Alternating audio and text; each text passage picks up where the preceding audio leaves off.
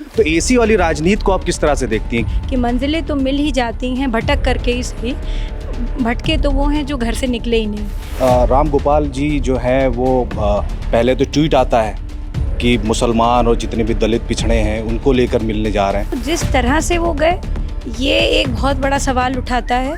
दूसरी बात मैं ये कहना चाहती हूँ कि जिस तरह से उन्होंने जो भी पत्र दिया वो अब सबके सामने पब्लिक पे उजागर हो गया है, तो मैं समझती हूँ कि उसमें सिर्फ 2 लोगों के नाम का उल्लेख है।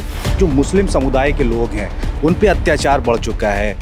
में जो इस तरीके की बात फैला रहे हैं ये एक बहुत बड़ी जो है गलत बात है, और मुझे लगता है कि जो बाकी लोग हैं, जो वोटर है हमारा, वो इस बात को समझता है कि कास्ट ना देख करके, समुदाय ना देख करके फेयर पॉलिसी करी कि न्याय अगर मिलना है तो criminals have to be punished.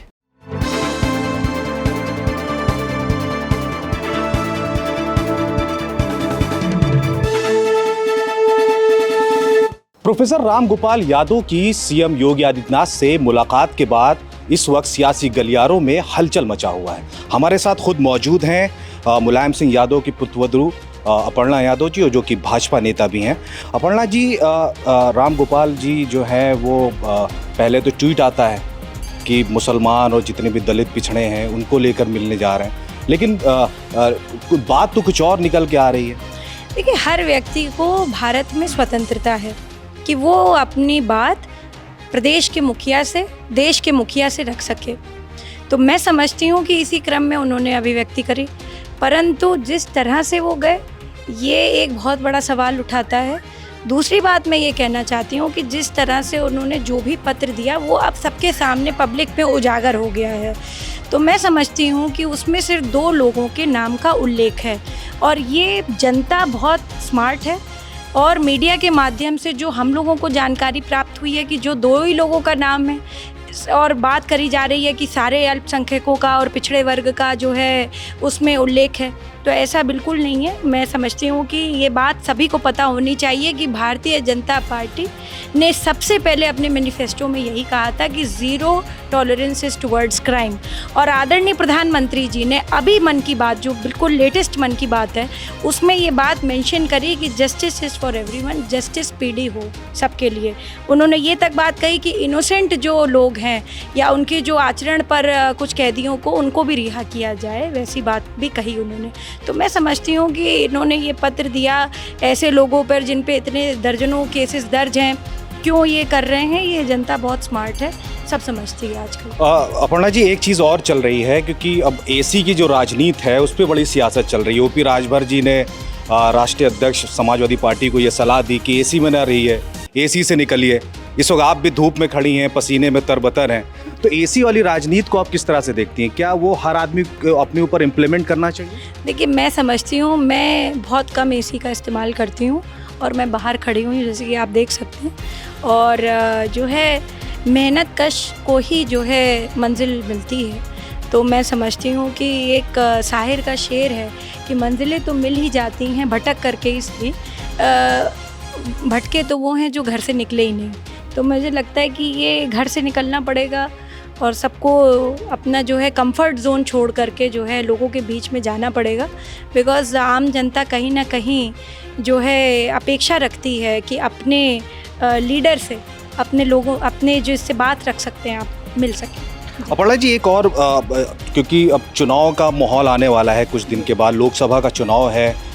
खुद बीजेपी जो है, आपकी पार्टी जो है वो 365 दिन चुनाव के माहौल में रहती है खुद जो है। अब एक पासमानदा मुस्लिम समाज को जोड़ने की बात चल रही है, जो दलित जो एक समाज है उसको जोड़ने की बात चल रही है। क्या लगता है कि सबका साथ सबका विकास की बात करने वाली बीजेपी जो है वो एक पर्टिकुलर एक पासमानदा समाज को, क्योंकि ये खबर आ रही है कि पासमानदा समाज को लेकर जो है वो बीजेपी अब बहुत जो है वो सक्रिय तरीके से उस पर काम कर रही है? देखिए, मैं समझती हूँ कि भारतीय जनता पार्टी का जो नारा है, जो आपने बोला, और आदरणीय प्रधानमंत्री जी बार बार अपनी हर चुनावी रैली और वैसे भी बोलते हैं कि सबका साथ सबका विकास, सबका, उन्होंने एक बात और बोली कि सबका विश्वास जोड़ें।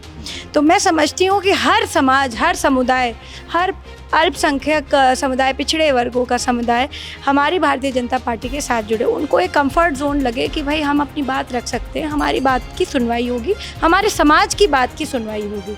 तो कहीं ना कहीं मुझे लगता है कि जो इस बार की भी जो प्रचंड जीत हुई है उसमें बहुत बड़ा हाथ है पिछड़े वर्ग का, बहुत बड़ा हाथ है महिलाओं का, कि जिन्होंने वोट किया है पार्टी को। तो सिर्फ एक समुदाय पे नहीं, हाँ ये हो सकता है कि उसकी जो मौलिक आधारभूत जो ज़रूरतें हैं, चाहे वो पासवानदा समाज हो, चाहे वो ट्राइबल्स हों, चाहे वो अल्पसंख्यक हों, चाहे वो यादव्स हों, चाहे वो राजभर हों, चाहे वो कोई भी हों, तो मुझे लगता है कि उनकी ज़रूरतों के लिए, उनकी मौलिक जो आधार हैं, उनके ज़रूरतें हैं, उसकी पूर्ति करने के लिए भारतीय जनता पार्टी अपनी यूनिट्स को एक्टिवेट ज़रूर कर सकते हैं, पर सबका साथ होना चाहिए, सबका विश्वास। एक समुदाय को लेकर के हम चुनाव नहीं जीत सकते, एक समुदाय को लेकर के हम राजनीति नहीं कर सकते। एक आखिरी सवाल अपर्णा जी, बहुत इंपॉर्टेंट सवाल है। विपक्षी जो हैं वो आप पर ये आरोप लगाते हैं कि जो मुस्लिम समुदाय के लोग हैं उन पे अत्याचार बढ़ चुका है, उन पर जो है वो झूठे मुकदमे लादे जा रहे हैं। आपको क्या लगता है कि क्या इस तरह की चीज़ें ठीक हैं? अगर हो रही हैं तो आपकी सरकार में ये गलत उसको मैसेज दिया जा रहा है विपक्ष की तरफ से? देखिए, विपक्षी चाहे जो भी बोल लें, मैं समझती हूँ कि मेरे बहुत जानने वाले मुसलमान हैं और मेरे बहुत ही फैमिली में भी काफ़ी सारे मुस्लिम्स जो है बहुत पुराने मित्र रहे हैं, क्योंकि लखनऊ की गंगा जमुनी तहजीब रही है। तो ऐसा हो नहीं सकता कि आपका कोई भी मित्र पढ़ाई से लेकर के आपकी यूनिवर्सिटी तक कोई आपका साथी न रहा हो, या आपका कोई मुसलमान जानने वाला या पड़ोसी न रहा हो, क्योंकि लखनऊ में अमूमन जो है हिंदू मुसलमान जो है एक फैब्रिक है, इसको आप तोड़ नहीं सकते, इसको आप हटा नहीं सकते। उनका जीवन यापन का तरीका ही कुछ ऐसा है। तो मैं समझती हूँ कि ये आपराधिक मामलों की जो जहाँ तक बात हो रही है, तो ऐसे देखिए ना, कितने सारे हिंदू अपराधियों को जो है योगी जी की सरकार में जो है, जिसे कहा गया कि जो है उनको पनिश किया गया, ठोक दो की पॉलिसी फॉलो करी गई। तो ऐसा नहीं है, जिसने अपराध किया हो उसमें ये नहीं देखा जाएगा कि वो हिंदू है, वो मुसलमान है, वो ब्राह्मण है, वो ठाकुर है, वो वैश्य समुदाय का है, या वो पिछड़ी कास्ट का है। ये देखा जाएगा कि अगर उसने अपराध किया है तो वो दंड का भोगी है। तो मैं समझती हूँ कि समाज में जो इस तरीके की बात फैला रहे हैं, ये एक बहुत बड़ी जो है गलत बात है। और मुझे लगता है कि जो बाकी लोग हैं, जो वोटर है हमारा, वो इस बात को समझता है, तभी वो सारे लोग जो है चुनाव के टाइम पे आपने देखा कि बाबा को जो है बुलडोज़र, बहुत जगह आपने देखे होंगे कि बुलडोज़र लगा करके उन्होंने चुनाव प्रचार प्रसार किया। लोगों ने, बाबा जी ने नहीं किया मगर लोगों ने किया।